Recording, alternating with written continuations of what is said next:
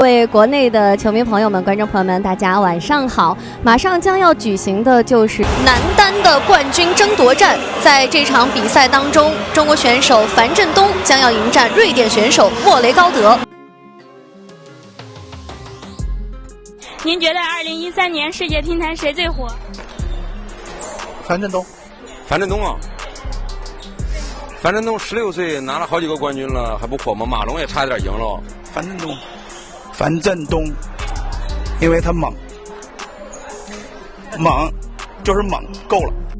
2013年对于中国乒乓球界而言，注定是不平凡的一年，是见证一颗璀璨星星冉冉升起的传奇之年，而这颗闪耀的星星便是樊振东。在这意义非凡的一年里，樊振东恰似一道夺目且炽热的光芒，以锐不可当的磅礴气势，横空出世般闯入了大众的视野。他的惊艳亮相，犹如为乒乓球的未来开启了一扇充满无限可能的希望之门。年初举行的巴黎直通赛上，樊振东宛如一匹令人始料未及的黑马，在赛场上大放异彩。他身姿矫健，步伐灵动，眼神中透着坚定不移的信念，每一次挥拍都携带着破竹般的强大力量。不管是正手那雷霆万钧的强力进攻，还是反手那精准无误的巧妙回击，皆展现出远超其实际年龄的成熟技艺与沉稳心态。最终，他勇夺第一阶段的第2名，瞬间吸引了无数关注的目光。他那凌厉无比的球风、精确至极的落点控制，以及在关键时刻所展现出的超乎寻常的沉着冷静，无一不让人为之赞叹。尽管年纪轻轻，但他的身上已然隐隐散发出大将的豪迈风范。5月的巴黎世乒赛，樊振东初次登上这一顶级舞台，内心既满怀期待，又难免有些许紧张。面对实力强劲的对手，他毫无惧色，奋勇向前，全力拼搏，每一个球都倾注了全部的热情与专注，每一分都竭尽全力去争取。虽然最终止步于32强，然而这次难能可贵的经历，让他深刻地认识到了自己与顶尖选手之间存在的差距，同时也为他未来的腾飞积累了无比重要的经验。在随后的各项赛事中，樊振东势如破竹，一路高歌猛进。7月的亚锦赛男团比赛，樊振东与马龙、许昕等前辈并肩作战，他在赛场上充分施展自己的技术特长，积极主动地发起进攻，为中国队成功卫冕男团冠军立下了汗马功劳。8比2，樊振东3比2战胜了安川圣也，为中国队拿下了最后1分。中国队现在连续4次4连冠。某1、2局里边出现了一些变化。9月的第12届全运会无疑是樊振东的高光时刻，他与王皓、周瑜领衔的81队配合的默契无间，在男团比赛中展现出了强大的团队凝聚力和战斗力，勇夺冠军殊荣。而在男双比赛中，他与周瑜搭档，两人心有灵犀，攻防转换流畅自如，如同行云流水一般，成功收获冠军。在男单比赛中，他更是接连战胜张继科、许昕等顶级名将，比赛中的每一个回合都惊心动魄，扣人心弦。樊振东展现出了令人惊叹的体能和顽强不屈的斗志。虽然在决赛中惜败于马龙，但他所展现出的精湛技艺和对胜利的极度渴望，让所有人都为之深深折服。赢了。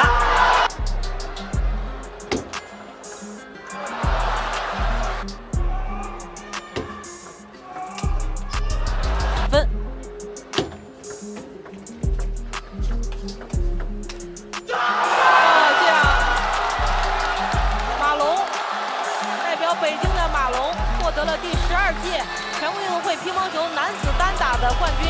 11月，樊振东的辉煌征程仍在延续。在波兰公开赛上，他与周瑜展开了一场激烈的对决。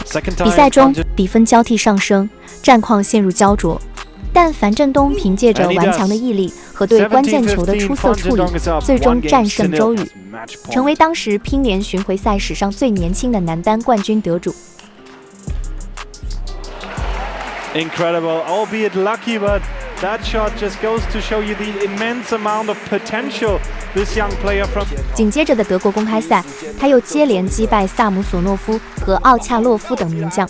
在与萨姆索诺夫的比赛中，他在落后的不利局面下不急不躁，通过精妙的战术调整实现惊天逆转。而在与奥恰洛夫的决赛中，他充分发挥自身的优势，以压倒性的强大气势成功捧杯。2013年，樊振东用一个又一个耀眼的冠军头衔，向全世界豪迈地宣告了他的横空出世。这位天赋异禀的少年，凭借着惊人的天赋、坚持不懈的努力以及对胜利的执着追求，在乒乓球的广阔舞台上留下了浓墨重彩、熠熠生辉的一笔。人们深信不疑，樊振东的未来必将更加灿烂辉煌，他必将为中国乒乓球事业带来更多的荣耀与惊喜。时间来到2016年，这是樊振东大满贯梦想起航的一年。在2016年男子世界杯乒乓球赛中，樊振东在最后时刻替补入围参赛名单。他不负众望，先后战胜新加坡选手高宁、韩国选手郑荣植、瑞典选手克卡尔松，成功与许昕会师决赛。这是樊振东第一次举起男乒世界杯的奖杯。19岁8个月的他，成为了历史上最年轻的世界杯男子单打冠军。此前的纪录由孔令辉在20岁时创造。此外，樊振东还在世巡赛、日本公开赛和中国公开赛中收获男子单打冠军。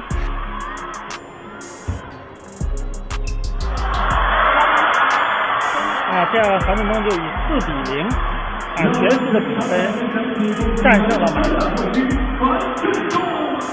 这样樊振东就获得了中国乒乓球公开赛的男子单打冠军。这一年的全锦赛也收获男单、男双2项冠军。年底进行的乒超联赛男团决赛，樊振东单场比赛独得2分，帮助所在的81大商获得男团冠军。此时大满贯之路正式起航。决赛的2位选手樊振东和周雨绝对是一对十分熟悉的默契队友，两个人都是解放军队的队员，在前一天的男子双打比赛中还合力夺取冠军。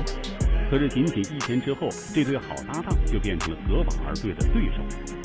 不过在决赛的赛场上，谁也不会手软。樊振东以11-8、12-10、11-5连下3局，确立了总分3-0的优势。不过胜利并没有想象当中的那样顺利。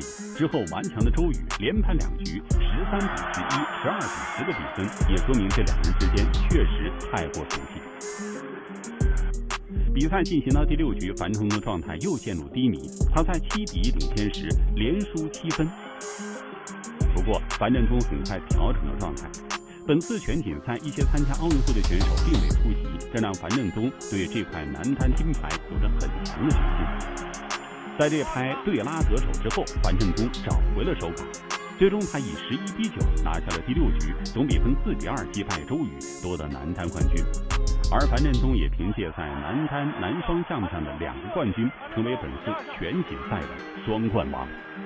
2018年，樊振东再次向世界杯冠军发起冲击，他的技术更加精湛，心态更加成熟。在决赛中，面对德国名将波尔，樊振东展现出了绝对的统治力。上一届世界杯的冠亚军是德国队的奥恰洛夫和波尔，中国队选手樊振东在2016年曾经夺冠。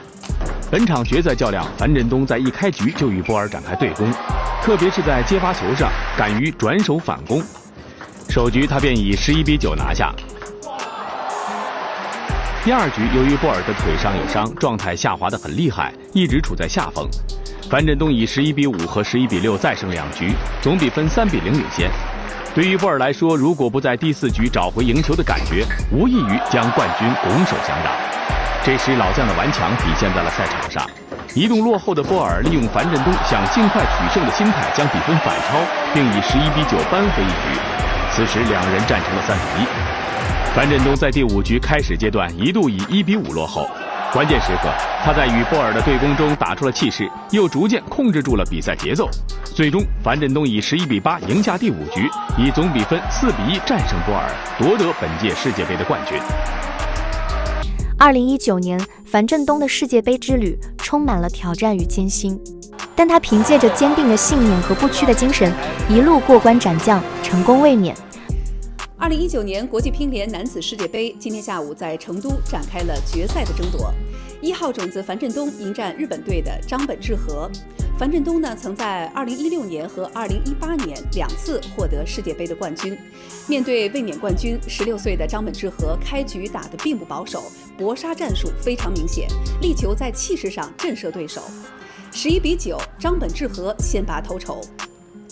但是经验丰富的樊振东并没有受到影响，变线、快攻打得十分精彩，11比4拿下了第2局。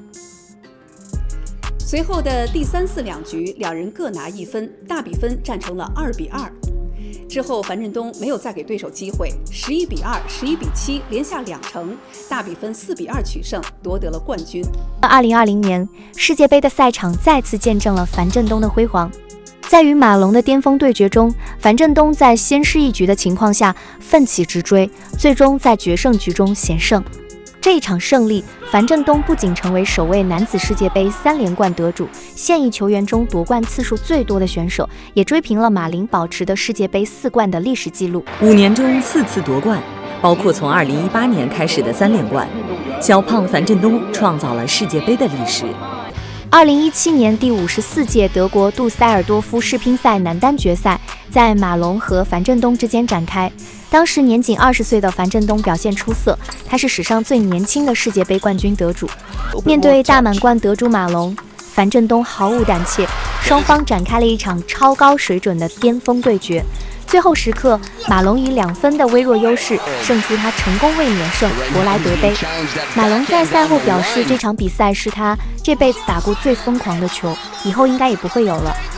我想这应该是我这辈子最疯狂的一场比赛，我想以后也不会再出现这样的球了。这次比赛也让樊振东积累了宝贵的经验，为他未来的职业生涯发展奠定了基础。2019年的布达佩斯世乒赛对樊振东来说是跌宕起伏、难以忘怀的一届赛事。这一年，樊振东经历了职业生涯的重大转折。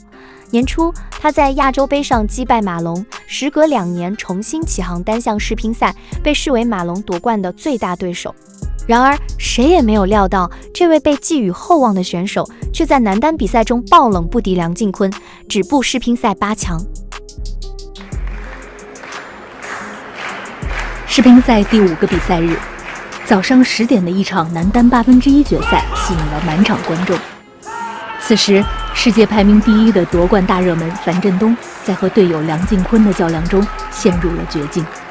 这位被寄予厚望的未来中国男乒的领军人物，在最好的年纪、最好的状态、最有机会夺冠的路上突然止步，错失了自己一直渴望把握住的机会。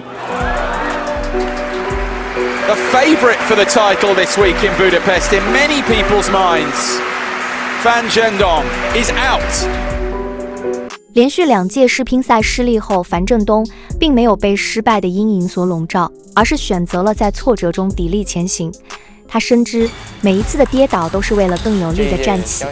樊振东投入了更多的时间和精力在训练中，不断地打磨自己的技术，力求让每一个动作都达到极致的精准和高效。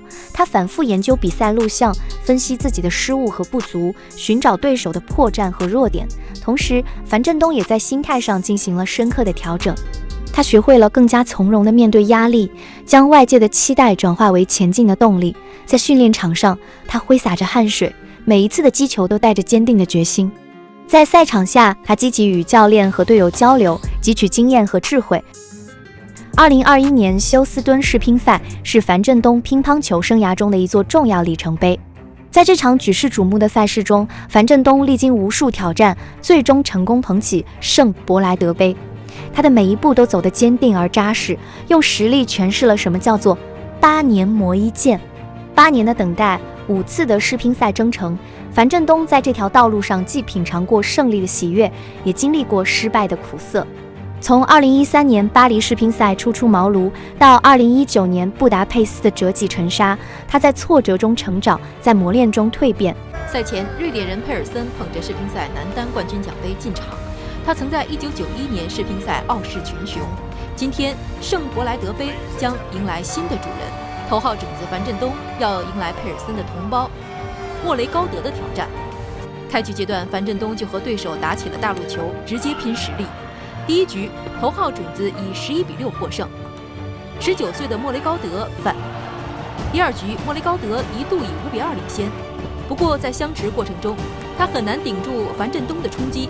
头号种子能在被动的局面下顶出一拍过渡球，随后化被动为主动。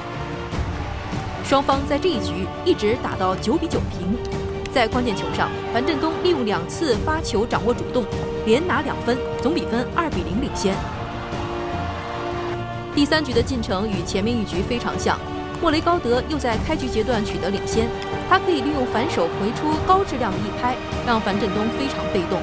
但头号种子连续用正手打出线路变化，把局面掌握在自己手中。已经退台的对手樊振东严阵以待，稳稳地扣杀得分。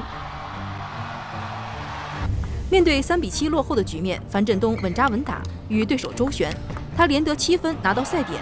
最后1分，樊振东再次打出回头球，11比8兑现赛点，总比分4比0拿到了男单冠军。2023年的德班世乒赛，樊振东再次成为了世界瞩目的焦点。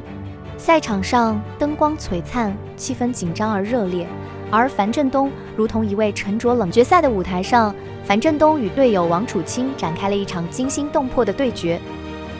赛前，国乒男队主教练王浩手捧圣伯莱德杯入场，他曾在2009年世乒赛傲视群雄。男单决赛在他的2位弟子樊振东、王楚钦之间进行。2名队员此前多次交手，还携手拿到了本次比赛的男双冠军。